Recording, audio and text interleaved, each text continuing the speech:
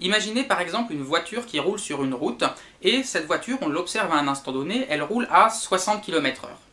Puis on laisse un laps de temps de disons 1 heure s'écouler, et 1 heure après on l'observe à nouveau, et maintenant elle roule à 70 km/h. On peut donc dire que sur ce laps de temps, la voiture a accéléré, et plus précisément elle a accéléré de 10 km/h en 1 heure. Pour trouver ce résultat, quel calcul mathématique on a fait? Eh bien on a fait tout simplement une soustraction. On a fait 70 km/h moins 60 km/h, et on a trouvé l'écart de vitesse qui est de 10 km/h. Imaginez maintenant une deuxième voiture qui au début roule à la même vitesse que la première, autrement dit 60 km/h, mais qui au bout d'une heure ne roule plus qu'à 50 km/h. Cette voiture n'a donc pas accéléré, elle a freiné.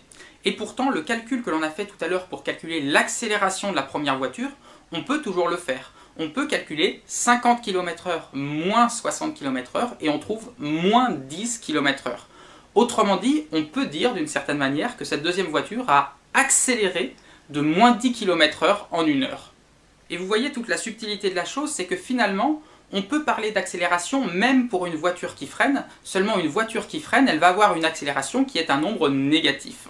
Et pour cette raison, en sciences physiques, il n'y a aucune raison de différencier la notion d'accélération de la notion de freinage.